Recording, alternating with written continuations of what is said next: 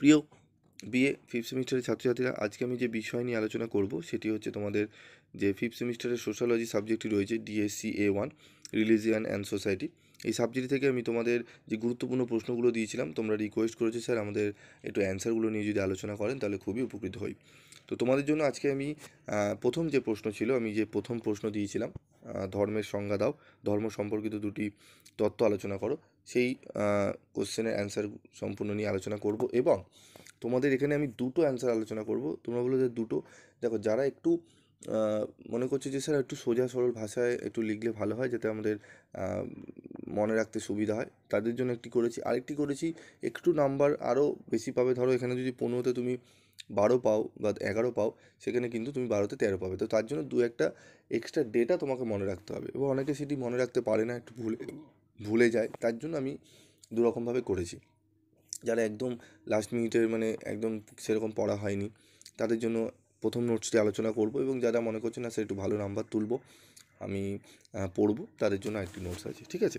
তো দুটো দিয়ে দেখে নাও। আমাদের অক্লান্ত পরিশ্রম করতে হয় তোমাদের জন্য, তো তোমাদের নোটসগুলো একটু দেখে নাও।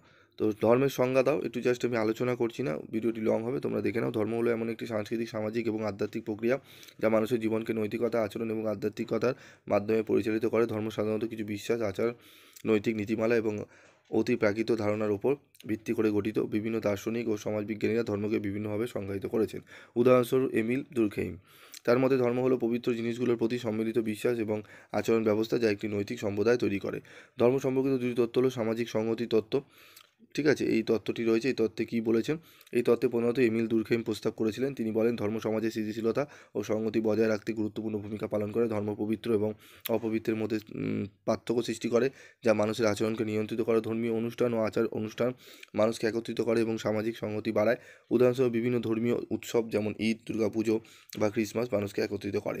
ধর্মের মানসিক তত্ত্ব, এটি মূলত সিগমুন্ড ফ্রয়েড এবং কার্ল গুস্তাভ জুং এর মতো মনোবৈজ্ঞানিকরা উপস্থাপন করেছেন। ফ্রয়েডের মতে ধর্ম মানুষের অবচেতন মনের ভয় এবং অপরাধ বোধ থেকে উদ্বুদ্ধ। তিনি ধর্মকে একটি ইলিউশন হিসাবে বর্ণনা করেন যা মানুষকে নিরাপত্তা এবং আরাম দেয়।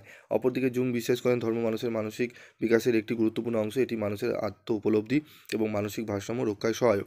উপসংহার, ধর্ম একটি বহুমাত্রিক ধারণা যা ব্যক্তিগত, সামাজিক এবং সাংস্কৃতিক জীবনের বিভিন্ন দিককে প্রভাবিত করে। বিভিন্ন তত্ত্ব ধর্মের ভিন্ন ভিন্ন দিক তুলে ধরে, যা ধর্মের জটিলতাকে বোঝার জন্য গুরুত্বপূর্ণ, ঠিক আছে? তারপর আরেকটি উত্তর রয়েছে, এটিও দেখে নাও তোমরা। ধর্মের সংজ্ঞা দাও। সমাজবিজ্ঞানে ধর্মকে সাধারণত একটি সামাজিক প্রতিষ্ঠান। এটি একটু যারা ভালোভাবে পড়তে চাইছো তাদের জন্য একটু একটু ডেটা বেশি আছে, ঠিক আছে? এটাও পড়তে পারো বা আগেরটাও পড়তে পারো, অসুবিধার কিছু নেই। 2-1 নম্বর ওখানে যদি 11 দেয়, এটা 12 দেবে, এটাই যা ডিফারেন্স, আর কিছুই না, ঠিক আছে? কিন্তু আজে বাজে উত্তর তোমরা অনেক জায়গা থেকে পাচ্ছ, ফ্রি কস্টে নোটস পাচ্ছ, পড়ছো, কিন্তু এটা ভাবছো না যে উত্তরটা কতটা ঠিক কতটা বেঠিক। লিখে আসবে, তারপরে সাপ্লি পাওয়ার পর তোমরা তখন পিবি স্টাডি ক্লাসকে বলবে যে স্যার ইউনিভার্সিটি নাম্বার দিচ্ছে না, আমরা সাপ্লি পেয়েছি, নোটস দিন। তো তার আগেই নোটসটা নিয়ে পড়ো না, একটা বছর কেন নষ্ট করবে?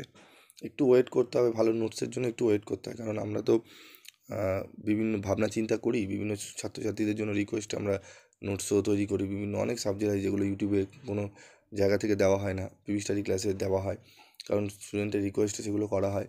এবং তারপরেই দেখি অদ্ভুতভাবে সেই সাবজেক্টগুলো পরেই তারপর সাজেশন চলে আসে, তার আগে একটাও সাজেশন আসে না। যাই হোক, এবং এই সোশ্যালজি আমি তোমাদের প্রথম থেকে দিয়ে আসছি, বিগত 5 বছর থেকে দেওয়া আছে, ভিডিও চেক করবে। অনেকে আছে নতুন, যারা দেখেছে আমি দিয়েছি, দেখার পর তারাও দিয়েছে, যাতে ব্যবসাটা ভালো করে করতে পারে। তো যাই হোক, আর কিছু বলার নেই। যদি ভালো কোয়ালিটির নোটস দিত তো অসুবিধা ছিল না, কিন্তু এমন সব নোটস দেওয়া হচ্ছে যেখানে স্টুডেন্টরা বিপদে পড়তে পারে। তো যাই হোক, এই নোটসটা তুমি যে আলোচনা করলাম এটি দেখে নিও, ঠিক আছে? নোটসটি। তো আজকের মতো ভিডিওটি শেষ করছি, দেখা হচ্ছে পরবর্তী ভিডিওতে। সকলে ভালো থাকবে, সুস্থ থাকবে এবং অবশ্যই পিবি স্টাডি ক্লাসের সঙ্গে যুক্ত থাকবে।